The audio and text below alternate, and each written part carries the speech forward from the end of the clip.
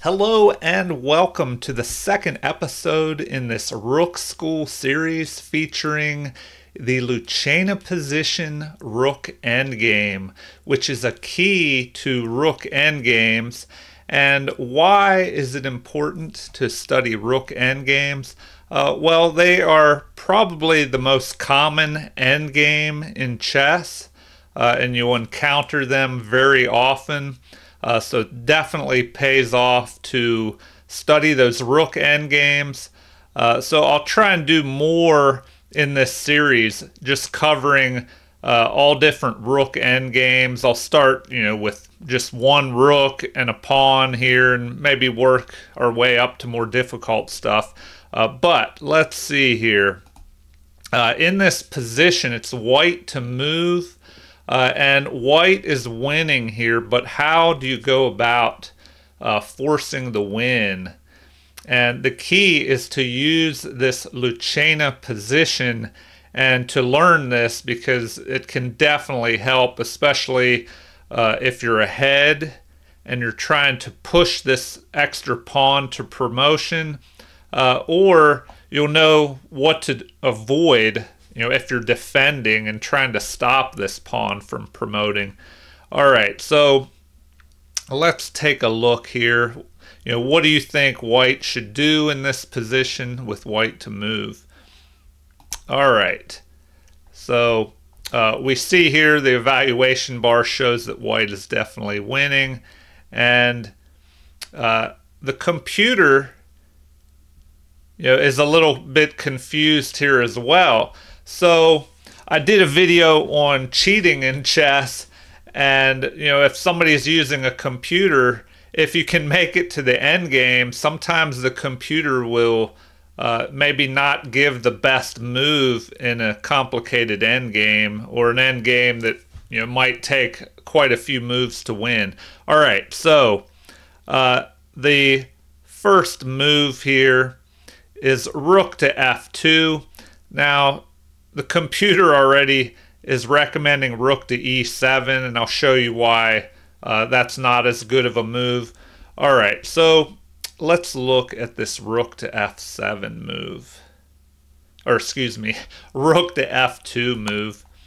All right, so what does this do? It tries to force the king away from the action here, force this black king away. So first, I'll just play through the moves, show you, how it should play out, and then I'll show you different possibilities of, moves that are good and bad. So with this move, rook to f2, it attacks the king with check, and the king is forced to move away. And you may ask, well, why didn't he, move here to e6? Well, we'll look at that here shortly. So the king retreats. And now we have this move, rook to f4, which is basically called building a bridge. And we'll see why this move is so important. And if we go back here, it's funny, the computer, well, now it's adjusting and saying that rook to f4 is the best move. And we'll find out why building a bridge here is a good move. So if you're trying to remember, well, if I have to bring this rook up, where should I move it to? What rank? The third, the fourth, the fifth rank? Well, I don't know. One way you could remember is that there are 4 rooks in a game of chess, and you want to move your rook to the 4th rank. So maybe that'll help you remember it a little bit. So you move up with the rook to f4 on the 4th rank here. And then, what does black do? Maybe move his rook up here, waiting to see what you'll do next. This move keeps the king from being able to slide out to the side. But white continues now with moving his king out the other way. And that's possible because the rook has pushed the black king away from f7 here. All right, so a check, because what else can be done? if you try and get behind the passed pawn, well, that pawn could just push to promotion. So you have to start checking the king. And the king moves out of fire, out of the line of fire from this rook. You just check again, and the king moves, protecting this pawn. Check again, and the king now moves here. So once the rook checks, now we see why this rook to f4 move was so important. Because now we have rook to d4, and white will win here. Because what can black do? If black captures and the king captures, well then now black's king is too far away to stop this pawn from promoting to a queen. So that is how you use the Lucena position. You build a bridge with your rook to allow your king to get out from in front of his pawn and be able to push that pawn to promotion. Now, before I go on, let's take a look at, if we go back to the beginning and see what other possibilities there are here. So the computer's top recommended move is rook to e7. So let's take a look at that. Instead of rook to f2, which is what we played, the computer is saying rook to e7, and now the computer is reevaluated. Now it's saying that rook to e7 is not as good. Let's see why. So rook to e7 check, and now here the king should go to f8. And then, if we check, the king just goes back to f7 and, back and forth. And it would end up being a draw by repetition if you go back and forth long enough.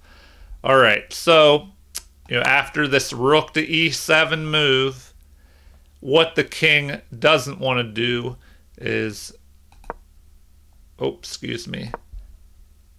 go down here to f6, because that allows the king to slide out from in front of his pawn with e8, king to e8, and now the pawn can promote. So that is one of the reasons that the king after e7 must move up here to f8 and just go back and forth, because this keeps the king from being able to move out from in front of his pawn. So that's pretty important to know.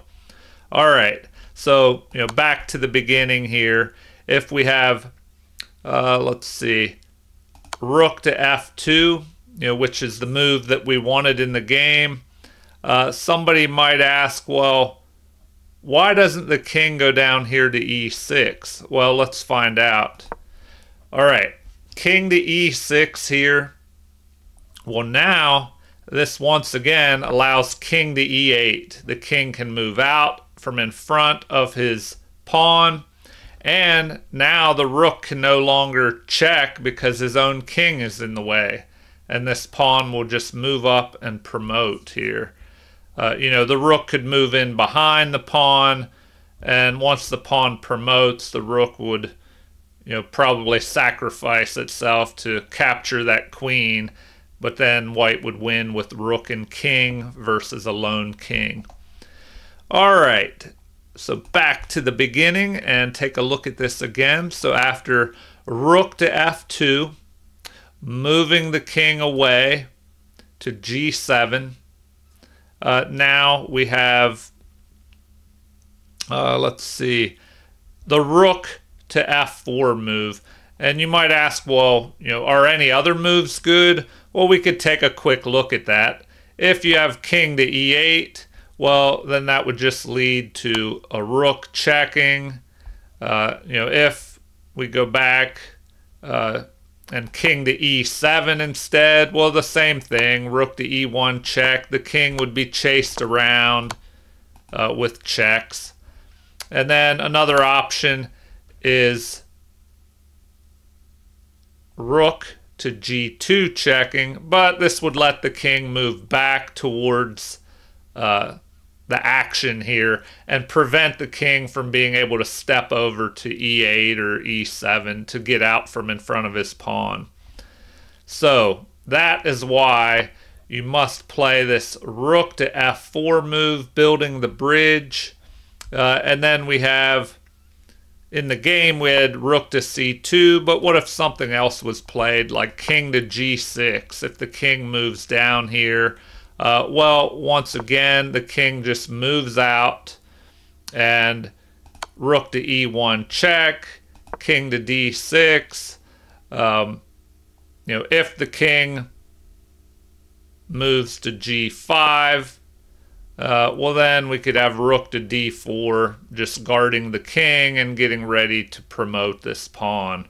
So let's see what other options there are. After king to d6, if we had a check, the same thing.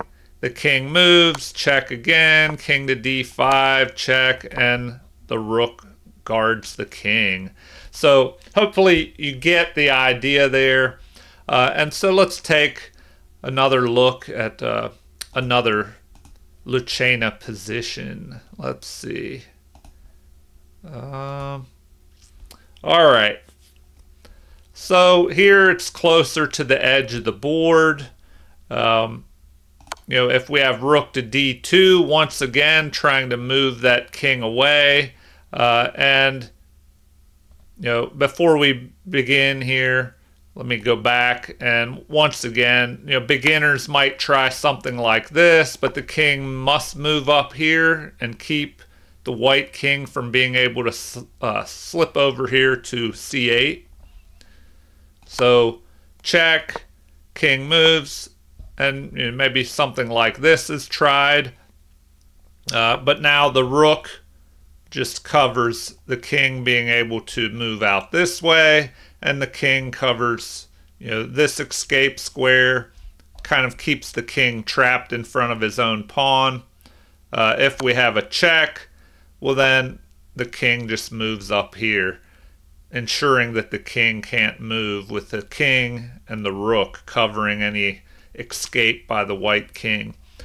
So back to the Lucena position. Rook to d2 check, king to e7. Rook moves up to d4, building the bridge. Maybe the king moves down here, but this allows the king to step out. Check, check, and the same thing here. The rook blocks the check. All right, now before I end the video, I'll go over one more thing that's important to know. What if you have a Lucena position, but it's on the edge of the board? Well, just remember, rook pawns are very drawish, so you're going to have a lot more draws when it comes to the pawn being a rook pawn on the edge of the board here. So in this position, if you try the Lucena, like this, and the king just goes over, then you move up, well, then we have this rook to b7 move, which basically just blocks the king from being able to escape. And because there's no room on the other side, the king can't escape over that way. So that is one reason that you have a lot more draws when there are rook pawns on the edge of the board. So if we go back to the beginning here, let's look at some other options. After rook to c2 check, well, what if the king tries to move here, thinking, oh, now we have the rook and the king attacking the pawn, and it looks like, oh, his problems are taken care of. Well, black has to watch out with that move, because the king steps out, and now he can't be checked because his own king is in the way. And if the rook captures, well, now you have the white rook checking. The king moves to protect his rook, but another check, and capture and white would win. So that's a little tricky maneuver to remember there. Let's see what other possibilities there are. After rook to c2 check, what if the king moved up here? Well, then we have king to b7, rook to b1, check, king moves. You know, can anything come out of this? What do we have here? You know, what if he snatches up this pawn here? Well, if this pawn is snatched up, well, then you have check of the king, and the king would have to move, and then you check him again and pick off the rook. So another little tricky tactic there. So the king would, you know, even immediately try and move, but now we just have this move, and once again, if the rook captures, you just check the king, and when he moves, you pick off the rook. So we would probably have rook to c1, you know, start checking, but the king would be able to move down until there were no more checks, and the pawn can promote. All right, so one other option, you know, back to the beginning with this check. What if we had this move, king to d6? Well, the king comes out, check, king moves to the edge, check, and the king moves off this way. So now we have that. Rook moves up to protect the pawn here. And what does black do? You know, stay behind the pawn to prevent it from promoting. But now we have this. And then check, block, and the pawn will promote. So a lot of tricky stuff, you know, goes on in these rook endgames. So it's well worth studying these. You know, if we go back to the beginning in this game, I should have put the analysis on here as well. So let's see. Rook to c2. Now we see that king to d7 is the only move that holds the draw here. So king to d7. You know, another reason why these rook endgames can be so tricky and why you should study them. So building the bridge, but now we have rook to b1, which just keeps the king from escaping out here. All right. Well, yes, I would recommend you just study these rook endgames. I'll try and do more rook endgame videos in the future in this Rook School series. I hope you enjoyed it. Please feel free to leave comments, suggestions, like and subscribe to support the channel for those that haven't already. And also, if you have anything that you would like to see, leave a comment and I could try and work on a video for that subject. So thank you for watching and have a super chess day.